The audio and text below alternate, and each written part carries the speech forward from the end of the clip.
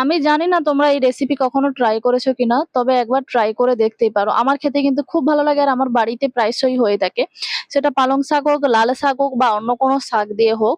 তবে এখন যেহেতু পালং শাক বাজারে খুব আছে আর খুব আমার খেতে ভালো লাগে, তাই আজকে পালং শাক দিয়ে মাছের তেল বেগুন দিয়ে বানিয়ে নিয়েছি এই তরকারিটা। চলো রেসিপিটা শুরু করা যাক। যেই কারণে আমি প্রথমে এখানে দেখতেই পাচ্ছ নিয়ে নিয়েছি একটা বেগুন। হ্যাঁ, বেগুনের কোনো গুণ না থাকলেও বেগুনে কিন্তু এখন এই সময়ে আকাশ ছোঁয়া দাম।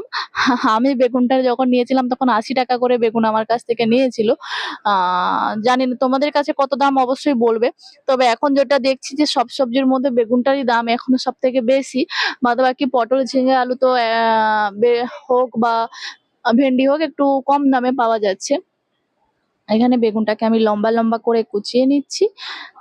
তোমাদেরকে একটা কথা বলে রাখি যে এটা তোমরা যেকোনো শাক দিয়েই করতে পারো। লাল শাক বা তোমাদের কাছে এখন যে শাক এভেলেবেল সেটা দিয়েই করতে পারো। তবে পালং শাকের একটা আলাদা টেস্ট। বেগুনটাকে যেমন লম্বা, লম্বা ভাবে কুচিয়ে নিয়েছি ঠিক সেইভাবেই কিন্তু আলুটাকেও লম্বা, লম্বা করে কুচিয়ে নিতে হবে। আর কারণ সবজি কাটার উপরেই কিন্তু সবজির টেস্টও যেমন ইনহেল হয় তেমন কিন্তু খেতেও ভালো লাগে বা দেখতেও ভালো লাগে। যাই হোক, এখানে কড়াইতে আমি পরিমাণ মতো তেল দিয়ে দিয়েছি পেঁয়াজ কুচিগুলো। পেঁয়াজ কুচিগুলো দিয়ে ভালো করে এখানে ভেজে নিচ্ছি। আর তেলটা কিন্তু একটু দেখে দেবে, কারণ যেহেতু মাছের তেলটা দেওয়া হবে সেখান থেকেও অনেকটা তেল বের হয়। তো সেই কারণে তেলটা অল্প দেওয়ারই চেষ্টা করবে। দিয়ে দিয়েছি অল্প পরিমাণের লবণ। লবণ দেওয়ার পরে আমি পেঁয়াজটাকে হালকা করে বাদামিভাবে ভালো করে ভেজে নিচ্ছি। তো তারপরেই দিয়ে দিচ্ছি এখানে আমার ধুয়ে পরিষ্কার করে রাখা মাছের তেলটা। তোমাদেরকে যেমন বলেছি তোমরা কিন্তু তেলটা দেখেই দেবে, কারণ কিছুক্ষণ পরে এটা থেকে অনেক পরিমাণে তেল বেরিয়ে যাবে। তো বেশি তেল দেওয়ার কোনো দরকার নেই। আর এখানে আমি রসুন আর লঙ্কা ভালো করে ব্লেন্ড করে নিয়েছি। হ্যাঁ, এখানে রসুন আর লঙ্কা আছে যেটাকে আমি সুন্দরভাবে ব্লেন্ড করে নিয়েছি। আর ওদিকে ব্লেন্ড করতে, করতে এদিকে দেখতেই পাচ্ছ যে মাছের তেলটাকেও আমি সুন্দর করে ভাজছি এখনো। কতটা পরিমাণে তেল বেরিয়েছে তাই না? যত ভাজবো তত আরো বেশি পরিমাণে তেল বেরোবে। আর তেলটাকে কিন্তু ভালো করে ভাজতে হবে, না হলে এর একটা বাজে স্মেল থাকে।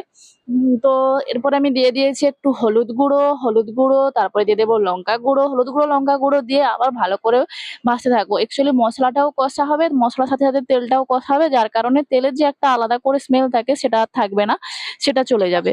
তো কিছুক্ষণ পরে আমি দিয়ে দেবো এখানে আমার বেটে রাখা কাঁচা লঙ্কা আর রসুনটাকে, সেটাকেও সুন্দর করে আরেকটু ভালো করে আমি কষিয়ে নেব। আর এখানে আমি লেগে গেছি পালং শাক কাটার জন্য, কারণ পালং শাকগুলোকে সুন্দর করে কেটে নিতে হবে। আর পালং শাকটা যেহেতু আমি অনেক সকালে এনে রেখে দিয়েছিলাম তো একটু পাতাগুলো নেতিয়ে গেছে। পালং শাকগুলোকে এখানে সুন্দরভাবে আমি কেটে নেব। কেটে করে কিন্তু এগুলোকে ভালো করে একবার ধুয়ে নিতে হবে পরিষ্কার করে, কারণ পালং শাকের গোড়াতে মাটি থাকে, তো ভালো করে ধুয়ে নিতে হবে। তো এদিকে আমার মশলাটা কষানো একেবারে রেডি। মশলা থেকে তেলও ছেড়ে দিয়েছে, একটা সুন্দর ঘ্রাণও দিচ্ছে। তো আমি এখানে দিয়ে দেব আলু কুচিগুলো। আলু কুচিগুলোকে দিয়ে আমি ভালো করে আবার একটুক্ষণ কষিয়ে নেব, কারণ বেগুনটা আমি একটু পরে দেব। প্রথম থেকে বেগুনটা দিলে অনেক সময় বেগুনটা শক্ত হয়ে যায়। তো আমি চাইছি যে আলুটাকে ভালো করে কষিয়ে নিয়ে তারপরে আমি বেগুনটা দেব। এখানে আলুটা ভালো করে কষানো হয়ে যাচ্ছে। তো এরপরে দিয়ে দেব বেগুনটা। হ্যাঁ, বেগুনটা দেওয়ার পরে বেশি টাইম লাগবে না। বেগুনটা দিয়ে ২-৩ মিনিট আমি ভালো করে নাড়াচাড়া করে নেব আর একটু কষানোর জন্য রেখে দেব। তো কিছুক্ষণ ৪-৫ মিনিট আমি ঢাকনা দিয়ে রেখে দিয়েছিলাম, যার কারণে আলু আর বেগুনটা খুব ভালোভাবে এখানে সেদ্ধ হয়ে গিয়েছিল। আর এটা রান্না করতে, করতে একটা সমস্যা হচ্ছিল কি, আমার কড়াইটা ইন্ডাকশানে একটু নিচ্ছিল না, মানে একটু অসুবিধে হচ্ছিল।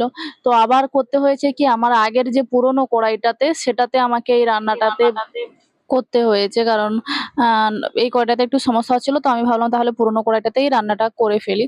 আর এই কড়াইটা পুরনো হলে কি হবে, এটা প্রেস্টিজের কড়াই আর যথেষ্ট পরিমাণে রান্না তাড়াতাড়ি হয়, কারণ হিটটা খুব তাড়াতাড়ি ভাবেই এটা প্রসেসিং হয়। কড়াইটা যথেষ্ট ভালো ছিল কিন্তু এর ননস্টিক কোটিংটা উঠে গেছে আমার রাফ ইউজের কারণে। যাই হোক, তো আলু বেগুনটা ভালো করে কষানো হয়ে গেলে আমি এখানে দিয়ে দেব পালং শাকগুলো। পালং শাক দেওয়ার পরে যেহেতু বেশি টাইম লাগবে না সেহেতু পালং শাকটা দিয়ে করে আমি ভালো করে মশলার সাথে মিশিয়ে নিচ্ছি। ভালো করে কষিয়ে নিতে হবে। আর তোমাদেরকে একটা কথা বলে রাখি, কার, কার পালং শাক খেতে ভালো লাগে বলো? আমার কিন্তু পালং শাক খেতে সত্যিই খুব ভালো লাগে। আমি জানি আমি সবসময় বলি যে এটা ভালো লাগে, ওটা ভালো লাগে। অ্যাকচুয়ালি আমার সবজি খেতেই ভালো লাগে। আমি কি বলবো? আমার শাকসবজি খেতেই ভালো লাগে। তো এখানে পালং শাকটাকে ১০-১৫ মিনিটের মতো আমি ঢাকনা দিয়ে রেখে দিয়েছিলাম। তো তারপরে তোমরা দেখতেই পাচ্ছ আমার রান্না প্রায় হয়েই এসেছে। অনেকে মনে করে বেগুন বা এগ প্ল্যান্ট ভারতের সৃষ্টি, আবার অনেকের মধ্যে এটা আফ্রিকাতে।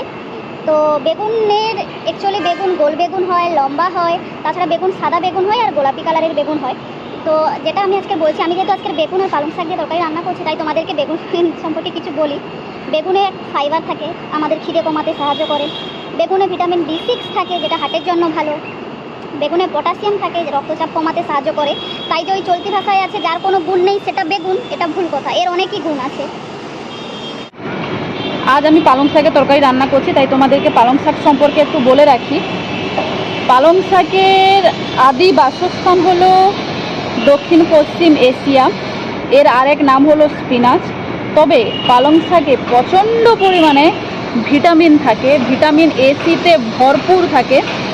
যেহেতু ভিটামিন A থাকে, তার জন্য এটা রোগ প্রতিরোধ করতে সাহায্য করে, চোখের জন্য ভালো। এছাড়া এতে প্রচণ্ড পরিমাণে আয়রন থাকে, যা শরীরে রক্ত বৃদ্ধি করতে সাহায্য করে। তবে একটা কথা, যাদের কিডনিতে পাথর হওয়ার সমস্যা থাকে, ডায়াবেটিক পেশেন্ট, তাদের পালং শাকটা একটু এড়িয়ে চলাই ভালো। আর একটা কথা হচ্ছে যে পালং শাকের, আমাদের বাঙালিদের কাছে পালং শাক একটা খুব কি বলবো, টেস্টি খাবার, যেটা দিয়ে আমরা পালং শাক দিয়ে সব কিছুই করতে পারি। তো আজকের আমি পালং শাকের তরকারি রান্না করছি, তো তোমাদেরকে দেখাবো। চলো দেখো। এর তেল, যেটা তোমরা রান্নায় দেখতেই পেয়েছো। তো বলে রাখি, এই যে মাছের তেল, এটা বাঙালিরা তাদের রান্নায় খুব বেশি ব্যবহার করে, মানে আমার খুব প্রিয়। তবে এটা শুধু প্রিয় বললে হবে না, এর কিন্তু পুষ্টিগুণ অনেকই আছে।